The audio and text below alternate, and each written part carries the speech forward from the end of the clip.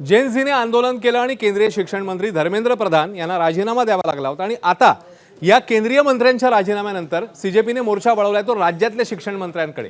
याचं कारण राज्यातल्या ज्या शाळा आहेत त्या अनुषंगाने मिळणाऱ्या सोयी सुविधांचा अभाव आणि शाळांची अवस्था या संदर्भातला मुद्दा अधोरेखित करत आता या अभावाची नैतिक जबाबदारी स्वीकारून शिक्षण मंत्री दादा भुसेंनी राजीनामा द्यावा अशी मागणी सीजेपी संस्थापक अभिजित दिपकेंनी केली। लातूर जिल्ह्यातल्या औसा तालुक्यातल्या उजनी इथल्या जिल्हा परिषद शाळेला भेट दिल्यावर ते बोलत होते। दिपके यांनी सध्या शाळा सुधारो आंदोलन सुरू केलंय। दरम्यान राज्यभर शिक्षणाचा दर्जा उंचावण्याचं काम सुरू आहे असं दादा भुसेंनी म्हटलंय। तुम्ही बदल घडवसाल यासाठीच निवडून दिले ना, केलाय का तुम्ही बदल? नाही केलाय। पत्र आहे अजून पण शाळांवर, ते पत्र गळत आहेत, मुलांना बसायला बेंच नाहीये। तर 10 वर्षात तुम्हाला तेही जमलं नसेल तर मग तुम्ही केलं काय? यांनी शिक्षण मंत्री पदावर राहिला पाहिजे की नाही दादा भुसेंनी? शाळेची अवस्था बघून तर मला नाही वाटत आहे, अजिबात नाही।